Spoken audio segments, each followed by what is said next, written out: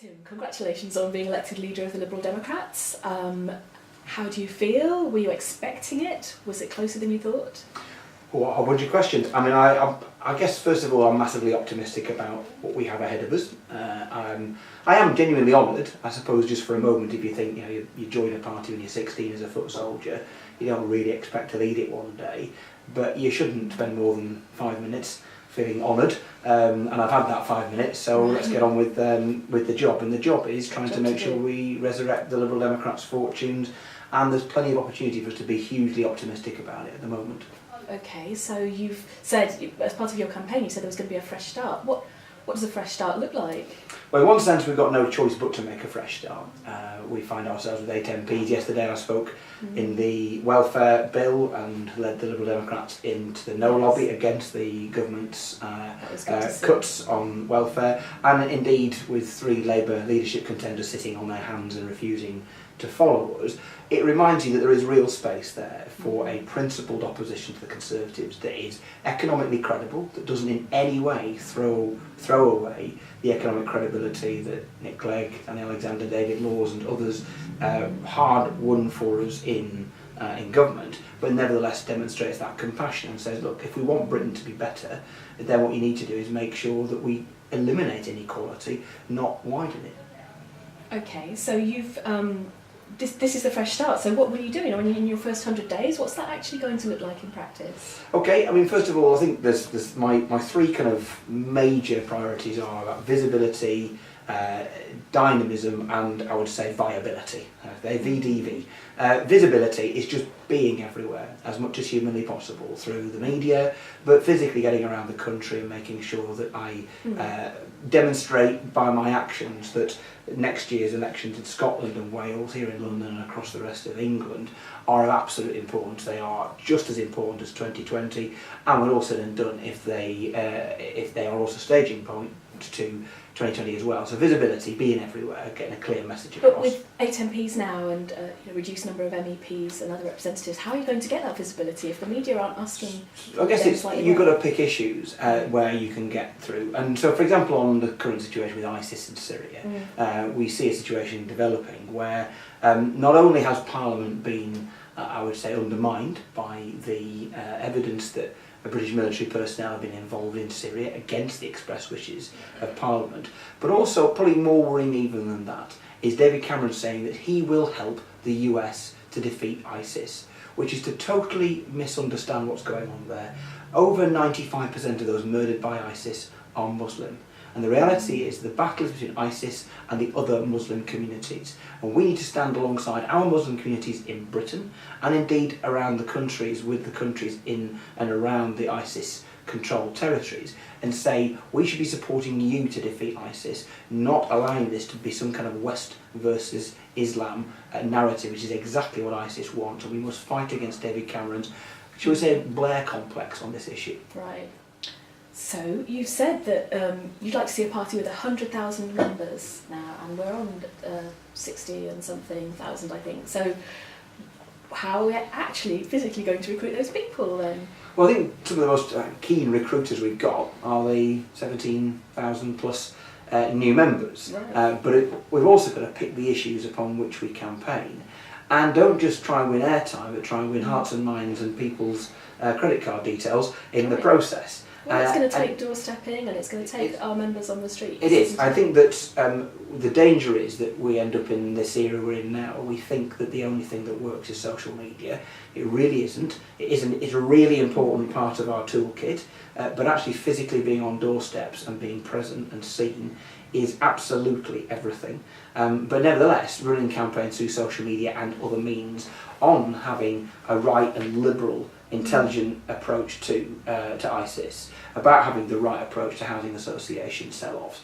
These are ways in which you galvanise a community, a physical one or a more dispersed one, into thinking not only do they agree with us on this issue, but I want to come and join you as a consequence. It was housing that got me into the Liberal Democrats and the Liberal Party in the first place as a teenager.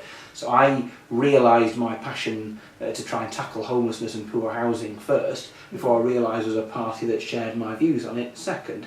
That's generally how it is with people. If you are the kind of person who thinks it is just illiberal, un-British and wrong to have your emails snooped upon, then you will perhaps join a campaign opposing that first before you then realise, and here are the people who share my feelings on these things. So how we go and get those extra tens of thousands of members is about focusing on those issues and making sure we give people the opportunity at every interface they have with us to come and join us more generally, not just on that particular subject. Okay, so within the Liberal Democrats, there's always been a good, healthy amount of discussion and disagreement, but when we're coming up to elections and new rounds of campaigning, it's important to get everyone willing to join in and help the effort.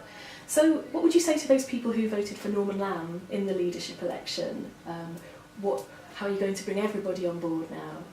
Well, I mean, first of all, Norman did an outstanding job, and I think the leadership campaign was good for everybody. It was very inclusive. It was a good-natured debate, and I think it gave us the opportunity to talk about a whole range of different issues that unite us, and that was, I think, the most obvious thing as you went through those hustings. Those who went to a husting, I think there were 27 of them or something, was the absolute level of unity really between the two of us. I mean, what I would say to anybody who voted for Norman is that join the club. I have voted for the loser in internal elections more often than I voted for the winner, and I don't think I've ever felt particularly bruised by the outcome, because in the end this is an internal election and we've got to work together, and you always know that right the way through. I think the important thing is that Norman himself, but people who are key supporters, like Lynn Featherstone and others, will be absolutely key to at the centre of my team as we move forward. There are no Farronites or Norm Troopers anymore. We're all Liberal Democrats. Okay, so Norman himself then, will have a big role. Yeah, I absolutely want him to do that. I mean, it's worth saying that, and I did mention this on one or two hustings as well, when I was first elected in 2005, Andrew Stunnell, who was then the Chief Whip, appointed Norman as my mentor.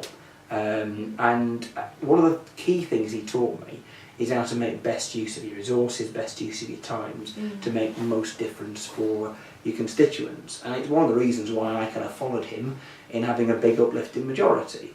I always say that I was elected or re-elected with a big majority because I did the things that Hilary Stevenson told me to, and did the things that Norman Lamb did. So you put him at his own game. And well, not at all. I mean, but I think so. First of all, I mean, unity is absolutely everything. I think we have got to absolutely now, as a party, claim that space which is uniquely ours. We are a liberal party. We believe in tolerance. We believe in diversity. We believe in a party that takes the lead on being ambitious for the country. I do take, both of us talked about Beveridge a lot in the election, and the thing I always take from Beveridge more than anything else actually was his ambition for his ideals. This is a man who was a member of Parliament for one single year, William Beveridge, and yet he wrote the blueprint for a better Britain. He looked beyond what was possible and towards what was necessary, and I think along with Norman and indeed the rest of our parliamentary team, but more importantly the 60-odd thousand members and rising that we have at the moment, we've got to decide,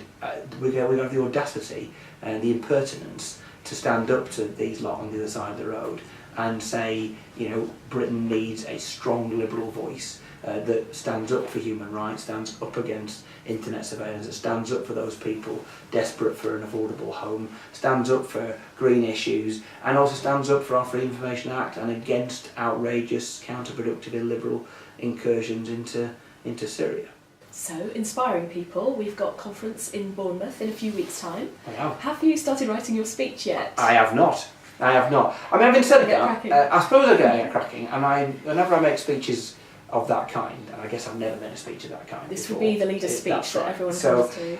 It's true. Having said that, I am not a person to judge the quality of speeches I may have made or may not have made in the past. You've made a few rally ones and all of that. So. But this is a different kettle of fish. I often think the ones that you spend, so I think we have to do some work on it early.